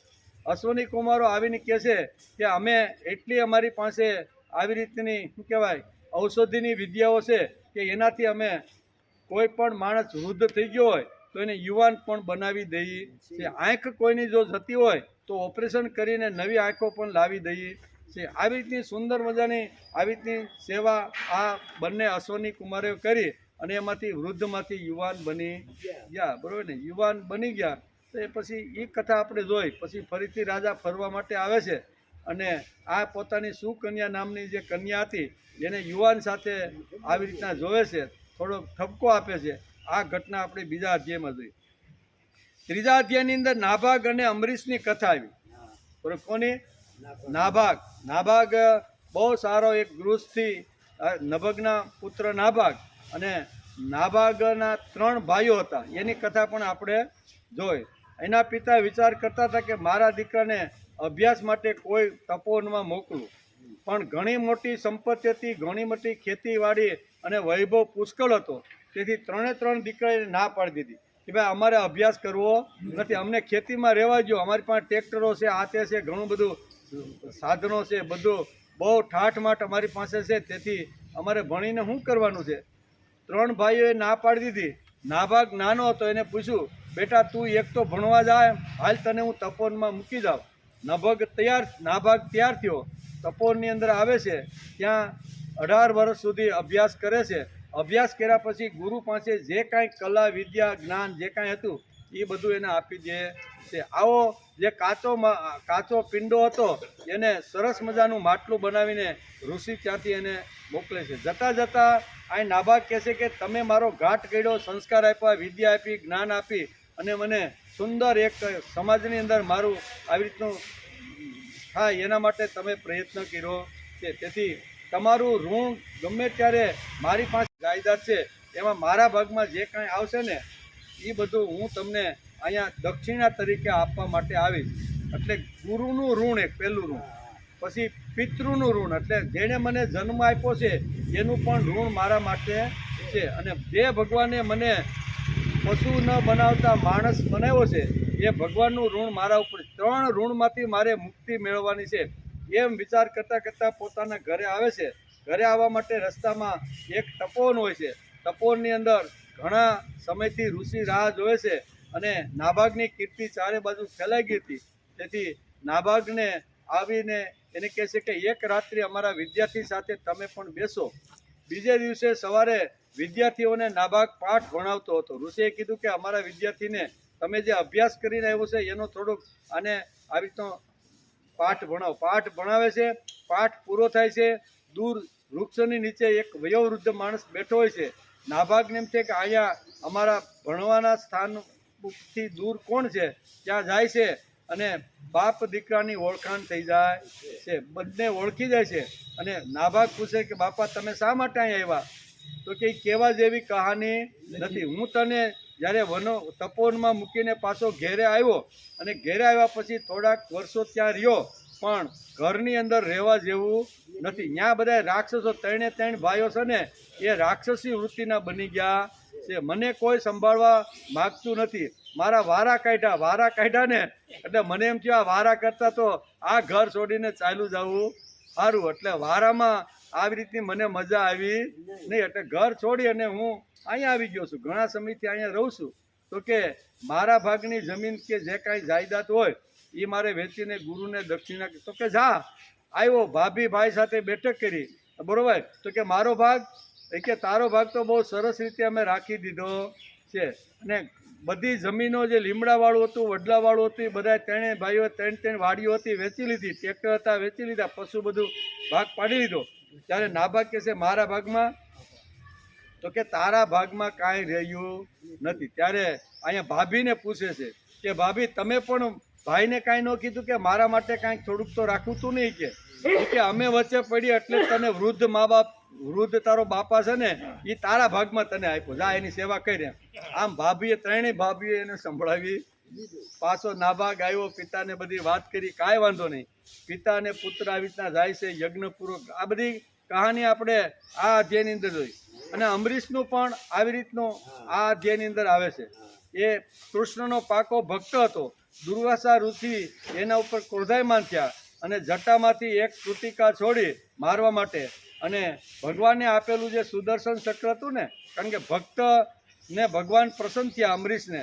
અને અમરીશને કહે છે કે તારું રક્ષણ કરવા માટે હું તને આ સુદર્શન ચક્ર આપું છું. બરોબર. આપતીમાં જ્યારે આવે ત્યારે તું આનો ઉપયોગ કરજે. અને ખરેખર આપતીમાં આવ્યા સુદર્શન ચક્ર અહીંયા કોને મારવા માટે? દુર્વાસાને મારવા માટે પાછળ પડ્યું. બ્રહ્મા વિષ્ણુ મહેશ પાસે ગયા, કોઈએ દુર્વાસાને સંભાળ્યા નહીં. અને પાછા શું કરવાનું? ત્યારે ભગવાન વિષ્ણુ પાસે જાય છે અને કહે છે કે તમે જેનો દ્રોહ કર્યો છે ને, ભલે ચક્ર મારું છે, તમારો અહીંયા પ્રાણ લેવા માટે તમારી પાછળ આવે છે, પણ એકવાર મેં ભક્તને જે વસ્તુ આપી છે એ મારાથી પણ પાછી વળી શકતી. જેનો દ્રોહ કર્યો છે ત્યાં તમે જાઓ. પાછા અહીંયા અમરીશ પાસે આવી અને દ્રોહની કબૂલાત કરે છે ત્યારે ચક્ર પાછું મળે. એ કથા પણ આપણે જોઈએ એમ છે. દુર્વાસાના દુઃખનું નિવારણ તેમજ ઈક્ષ્વાકુ વંશનું વર્ણન, માધાનતા અને સૌભ્રી ઋષિની કથા પણ આ 6થા અધ્યાયની અંદર વેદવ્યાસે લખી છે. 6થા અધ્યાયની અંદર સૌભ્રી એક તપસ્વી હતા અને તપસ્વી થયા પછી રાજાની કન્યા માગવા માટે ગયા. બરોબર. અને રાજાએ કીધું કે હવે આવા ભિખારીને મારી કન્યા હું ક્યાંથી આપું? તેથી કીધું કે ભાઈ તને જો કોઈ કન્યા આવવા માટે તૈયાર હોય તો તું લઈ જા. રાજાને ખબર હતી કે એક કન્યા એની જોડે જશે નહીં, પણ બધી કન્યાએ હા પાડી કે અમે આની સાથે જવા માટે તૈયાર તે ઘણા વર્ષો સુધી કન્યાઓ સાથે સંસાર કરે છે અને પછી ઘણા સમય પછી એને ભાન થાય છે કે કયા અર્થથી હું તપસ્યા કરવા માટે આવ્યો હતો અને મારું આ અધપતન કેમ થયું.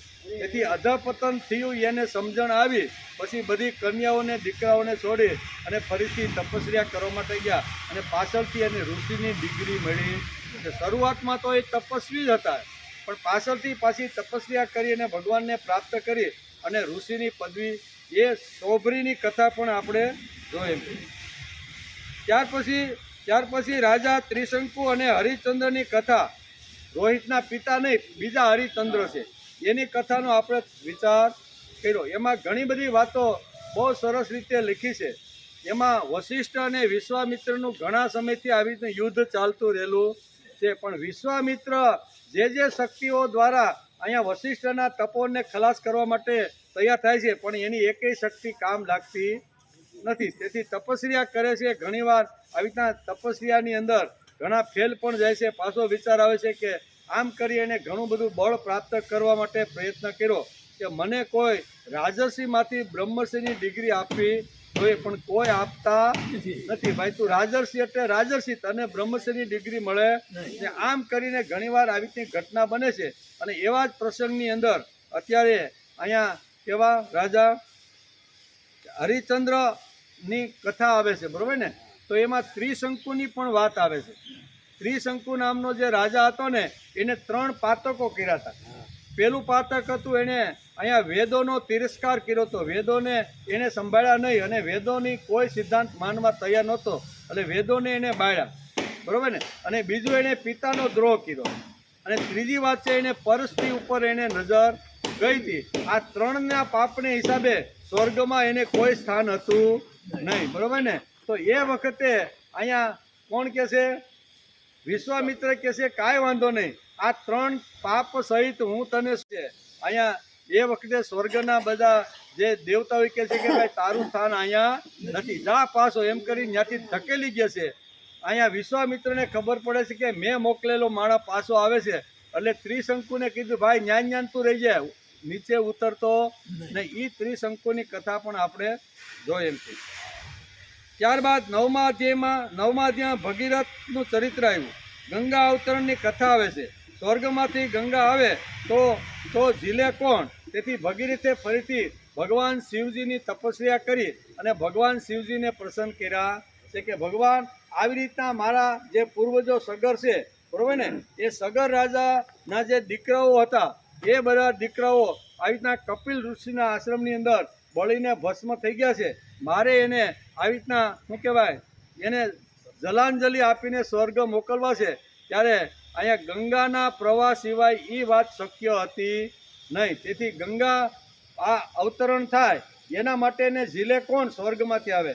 ત્યારે જબરજસ્ત આવી રીતનો ભગીરથે પણ તપસ્યા કરી અને ભગવાન શિવજીને પ્રસન્ન કરી દીધા. ભગવાન શિવજીને કહે છે નમસ્કાર કે આકાશમાલી જે સ્વર્ગમાંથી આવતી રહેલી જે ગંગા છે એને તમારે જટામાં ધારણ કરવાની છે. જટામાં ધારણ કરી હળવે હળવે ધીમે ધીમે ભગીરથ જ્યાં કપિલ મુનિનો આશ્રમ હતો ત્યાં લઈ જાય છે અને 60,000 એના જે ભાઈઓ હતા એને બધાને આવી રીતના પૌત્રોને શું કહે છે જલાંજલિ આપીને સ્વર્ગ મોકલે. એ કથા પણ આપણે જોઈ. ત્યાર પછી 10મા અધ્યાયમાં ભગવાન શ્રી રામની લીલાઓનું વર્ણન, બરાબર ને? ભગવાન શ્રી રામની લીલાઓ જે આવી એનું વર્ણન અને એક જ શ્લોકની અંદર આખી રામાયણમાં ભગવાનની લીલાઓનું વર્ણન કરી દીધું. એ પણ આપણે જોયું. કયો એક રામાયણનો જે શ્લોક છે ને એક જ શ્લોકમાં આખી રામાયણ આવી એનો પણ આપણે તે દિવસે વિચાર કર્યો હતો. કયો શ્લોક હતો?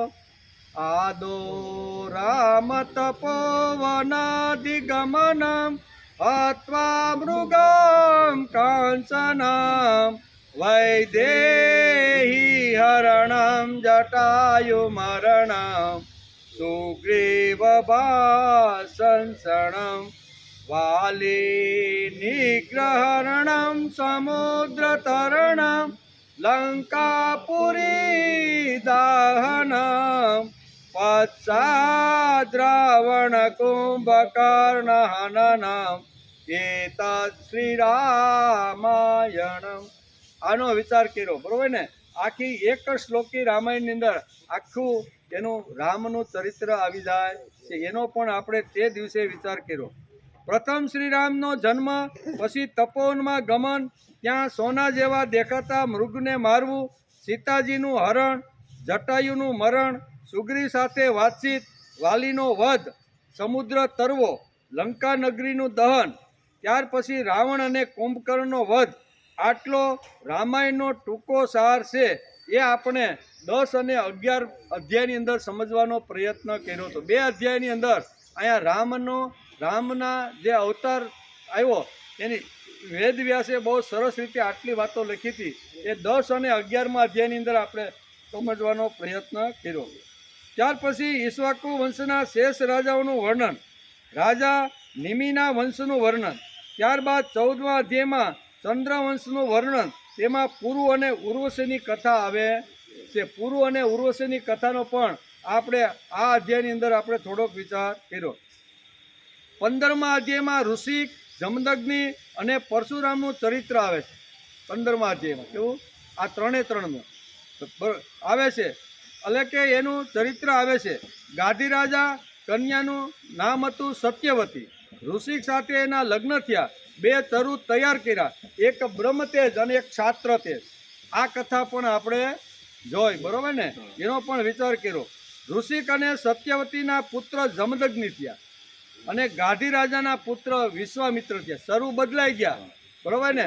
માવડી થઈને સત્યવતીએ પોતાની માએ બહુ આગ્રહ કર્યો અને કદાચ આગ્રહ પણ નહીં કર્યો હોય, પણ રાતે સૂતી વખતે પણ કદાચ બદલાવી લીધા હોય અરસપરસ, અને એને હિસાબે આ બધું આખું સર્જન થયું છે. એમ કે એનો પણ આપણે વિચાર કર્યો. જમદગ્નિ અને રેણુકાના પુત્ર પરશુરામ, બરોબર ને. જમદગ્નિ અને રેણુકાના પુત્ર પરશુરામ. અને જમદગ્નિ કોના પુત્ર? તો કે સત્યવતી અને ઋષિકના, બરોબર ને. ઋષિકે 2 શરૂ જે તૈયાર કર્યા હતા, એમાં સત્યવતીએ જે શરૂ ખાધો એમાં ધગધગતા અંગારા જેવા જમદગ્નિનો જન્મ થયો. હકીકતે એ ગાદી રાજાને ત્યાં એનો જન્મ થવો જોઈએ, પણ શરૂ અરસપરસ બદલાઈ જવાથી બંનેને ત્યાં આવી રીતના જન્મ થાય છે. એનો વિચાર પણ આપણે કર્યો. એમ કે જમદગ્નિ અને રેણુકાના પુત્ર પરશુરામ, આમનો વિચાર 15મા અધ્યાયમાં આપણે કર્યો. પરશુરામજીએ કરેલા ક્ષત્રિય સંહાર અને વિશ્વામિત્રીના વંશની કથા એ પણ આ અધ્યાયની અંદર બહુ સરસ રીતે લખી છે, બરોબર ને. કે પરશુરામ જ્યારે આવી રીતની તપસ્યા કરીને આવે અને પિતાના મૃત્યુના સમાચાર જ્યારે સાંભળે છે ત્યારે ફરસો પાછો ઉપાડે છે અને જ્યાં ક્ષત્રિય હોય છે એનો બધાને ખલાસ કરવા માટે આ જાય છે. આ કથા પણ આપણે સાંભળી. શા માટે? તો કે પરશુરામની ગેરહાજરીમાં એક દિવસ અહીંયા સહસ્ત્રાર્જુનના જે પુત્રો હતા એણે આશ્રમને બાળી નાખ્યો. એટલું જ નહીં, પણ જમદગ્નિના કટકા કરી નાખ્યા. રેણુકાએ અહીંયા પરશુરામને ખુદ અવાજ મારીને બોલાવ્યો. પરશુરામ આવ્યા, એણે જોયું, બરાબર ને.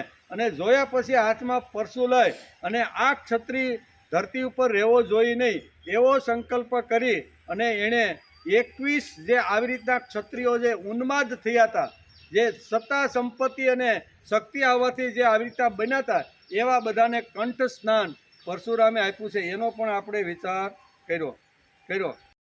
ત્યાર પછી ક્ષત્રવૃદ્ધ, રજી વગેરે રાજાઓના વંશનું વર્ણન. ત્યારબાદ 18મા અધ્યાયમાં યયાતિ ચરિત્ર આવે છે. તેના રાજા પરીક્ષિત સુખદેવજીને આ પ્રશ્ન કરે છે.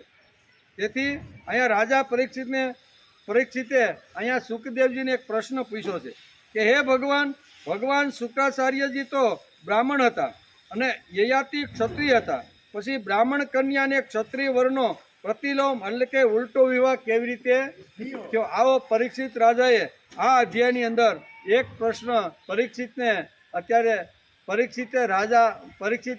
અહીંયા સુખદેવજી મહારાજને પૂછ્યો છે કે ઉલટા એક તો ક્ષત્રિય અને બીજા બ્રાહ્મણ તો આવી રીતનો યયાતિ હતો, એક ક્ષત્રિય હતો, અને અહીંયા દેવયાની હતી એ તો બ્રાહ્મણની કન્યા હતી. તો બ્રાહ્મણ કન્યા અને ક્ષત્રિયનો વિવાહ આવી રીતનો ઉલટો કેમ થયો છે?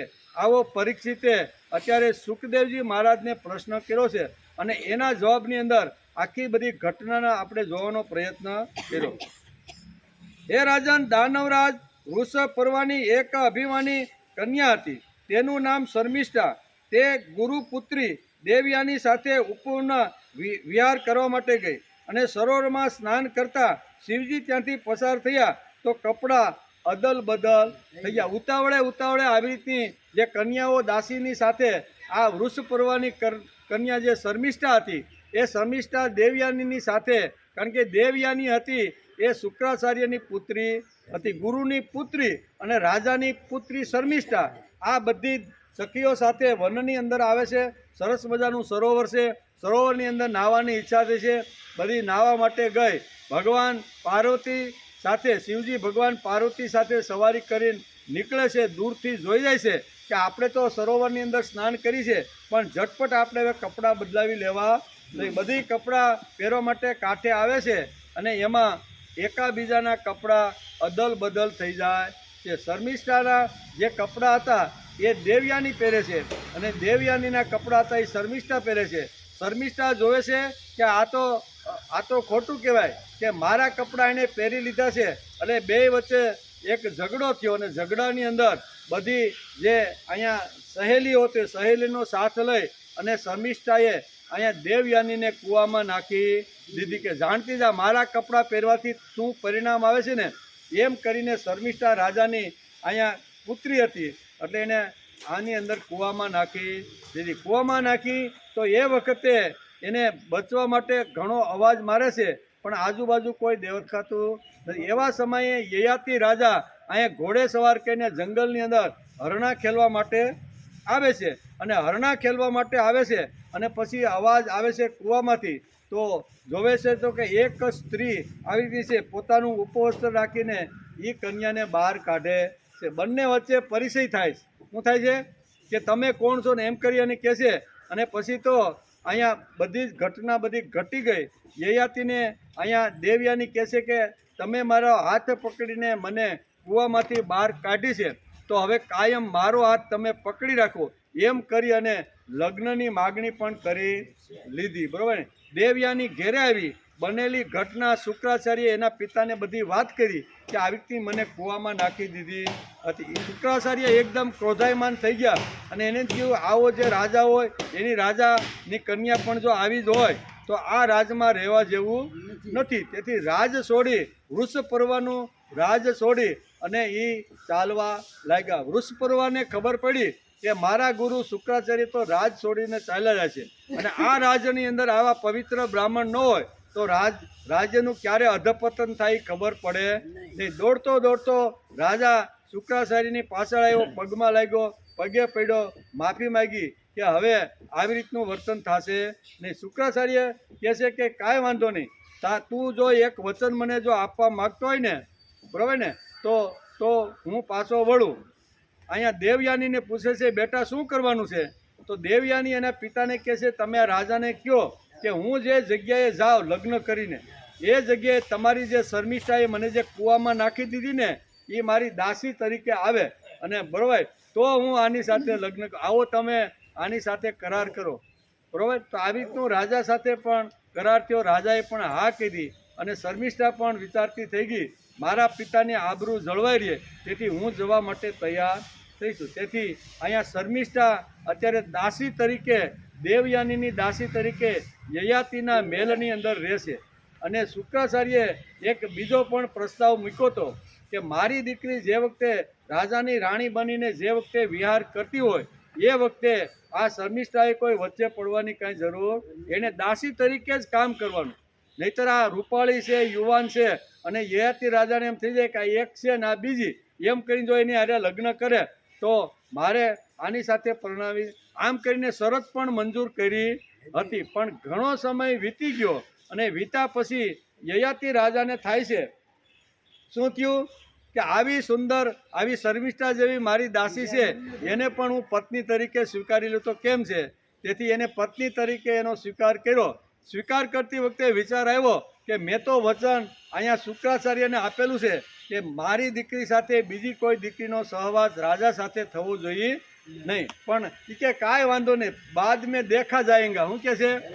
યયાતિ રાજા કહે છે પછી આપણે જે થાય જોઈ લું. અને એમ કરીને બંનેને આવી રીતના એકને 3 દીકરા, એકને 2 દીકરા, બરોબર. યદુ જે હતો એ સૌથી નાનો દીકરો હતો. અને પછી આવી રીતની જ્યારે શુક્રાચાર્યને ખબર પડી, શુક્રાચાર્ય આવ્યા અને એને શ્રાપ આપી દીધો કે તને તારી સત્તા સંપત્તિ અને આવી તું યૌવનનું અભિમાન છે ને, તું જા વૃદ્ધ થઈ જા અને ઘરડો થઈને તું હવે આટા માર. ઘરડો થઈને આટા માર એવી રીતની જ્યારે અહીંયા શુક્રાચાર્યને શ્રાપ આપ્યો ત્યારે શુક્રાચાર્યને યદુ રાજા કહે છે તમને ને તમારી દીકરી યુવાન હોય, હું વૃદ્ધ હોય, તો જે વખતે હું વૃદ્ધ થઈ જાઉં તો હાલવાની, ચાલવાની, બોલવાની, ખાવાની અનેક પ્રકારની ક્રિયાઓમાં મને ખૂબ અગવડ પડવાની છે, બરોબર ને? બરોબર. તો એ તમારી દીકરીની સેવા તો મારી કરવી જ પડશે. તેથી અગવડમાં તો તમે આવ્યા છો. શુક્રાચાર્ય વિચાર કરે વાત તો બરોબર છે. તો કે એક તને ઓપ્શન બીજો આપું કે તારી વૃદ્ધાવસ્થા તારા 5માંથી કોઈ દીકરા જો લેવા તૈયાર થાય ને તો તું એની યુવાની લઈને તારી વૃદ્ધાવસ્થા આપી દે. 4 દીકરાને પૂછ્યું, યયાતિએ ચારે ના પાડી દીધી. નાનો દીકરો જે યદુ હતો એણે કીધું કાંઈ વાંધો નહીં બાપા, જેણે મને જન્મ આપ્યો, મોટો કર્યો છે, એના ઘણા બધા ઉપકારો હોય, હું તમારું કામ કરવા માટે તૈયાર છું. આમ કરી અને યદુએ પોતાની યુવાની અહીંયા યયાતિને આપી અને યયાતિએ પોતાનું વૃદ્ધત્વ અહીંયા યદુને આપી દીધું. આવી રીતના વર્ષો સુધી, ઘણા વર્ષો સુધી આવી રીતનો ભોગ ભોગ્યો. વચ્ચે કચ્છની વાત પણ આ અધ્યાયની અંદર વેદવ્યાસે લખી રાખી છે કે ભાગવતની અંદર 2 પ્રકારની વિચારધારા વેદવ્યાસે લખી છે. એક અહીંયા યયાતિ એટલે ભોગ ને ભોગ, બરાબર ને? મને ભોગ જોઈ, બીજું કાંઈ મને જોતું નથી. અને કચ્છ હતો એ નિવૃત્તિવાદ હતો કે સંસાર કરવાની કાંઈ જરૂર નથી, નિવૃત્તિ અને નિવૃત્તિ. એની વચ્ચે વેદવ્યાસે ભક્તિના 2 ટીપા નાખી અને આ સમજાવવાનો પ્રયત્ન કર્યો. ભોગ કે ત્યાગ શું સ્વીકારવું, આ બહુ મોટી સમસ્યા છે, બહુ મોટી સમસ્યા. ભોગ સુંદર છે, રમણીય છે, આકર્ષક છે, તે પ્રત્યેક ઇન્દ્રિયને આકર્ષે છે.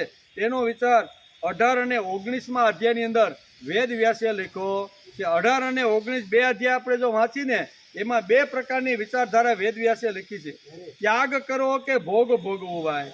તો એની વચ્ચે છેલ્લે વેદવ્યાસ કહે છે ત્યાગે ખરાબ નથી ને ભોગે ખરાબ નથી, પણ વચ્ચે સંયમ જો તમે મૂકી દો, ભક્તિના 2 ટીપા તમે નાખી દો તો બંને વસ્તુ ઉપયોગી છે. આમ કરી અને 18 અને 19મા અધ્યાયની અંદર અહીંયા સુંદર મજાનો ત્યાગ અને ભોગનો સંયમ વેદવ્યાસે સમજાવ્યો. અને રાજા પરીક્ષિતને અહીંયા સુખદેવજી મહારાજ 18 અને 19મા અધ્યાયમાં આ વાત કહે છે.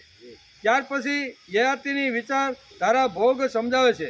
ભોગ ભોગવો, ફરીથી ભોગવો, આવું ચરિત્ર વેદવ્યાસે 18મા અને 19મા અધ્યાયમાં લખ્યું છે. બીજી એક વિચારધારા આ અધ્યાયમાં કચ્છની આવે છે. દેવોના ગુરુ બૃહસ્પતિનો છોકરો છે. સંજીવની વિદ્યા ભણવા માટે શુક્રાચાર્ય પાસે ગયો છે. દેવયાની મોહિત થાય છે અને કચ્છ એનો ત્યાગ કરીને આવતો કે ભાઈ મારે તારી સાથે લગ્ન કરવા નથી એમ કે. ત્યારબાદ 20મા અધ્યાયમાં પૂર્વનું તેમના વંશનું વર્ણન તથા રાજા દુષ્યંત અને ભરતના ચરિત્રનું વર્ણન આવે છે. દુષ્યંત રાજા અહીંયા એક કણવાના ઋષિના આશ્રમમાં જાય છે, સુંદર સ્ત્રીને જોવે છે, એની ઉપર મોહિત થઈ જાય છે અને પછી અહીંયા એના દ્વારા એને શકુંતલાથી ભરતનો જન્મ થાય છે અને ભરતને ગાદી ઉપર બેસાડીને દુષ્યંત વનની અંદર આવી રીતનો સાધના કરવા નીકળ્યા છે. ભરતે આવી રીતના 133 યજ્ઞ યમુના અને ગંગા નદીના પટ ઉપર કરેલા છે એવું વેદવ્યાસે આ અધ્યાયમાં લખ્યું છે. દુષ્યંતે ભરતને હસ્તિનાપુરનો રાજા બનાવી રાજ્યાભિષેક કરીને વનમાં ચાલ્યા ગયા. તે 20મા અધ્યાયમાં આવે છે. 21મા અધ્યાયમાં ભરતવંશનું વર્ણન, રાજા રણનીદેવની કથાનો પણ આપણે ગઈકાલે 21, 22 અને 23 અધ્યાયમાં એનો પણ ગઈકાલે આપણે વિચાર કર્યો. આમ આપણી યાત્રા સ્કંદ 9માં અધ્યાય 1 થી 24 અધ્યાય સુધી આજે આપણી યાત્રા પૂરી થાય છે. 24મા અધ્યાયમાં વિદર્ભના વંશનું વર્ણન થોડું આપણે ગઈકાલે જોયું હતું. આજે તેમનો આપણે વિસ્તારથી સમજવાનો પ્રયત્ન આજે આપણે કર્યો બાકી. ભાગવતકાર વેદવ્યાસે યયાતિ અને કચ્છના રૂપે 2 વિચાર પ્રહોર દેખાડ્યા છે.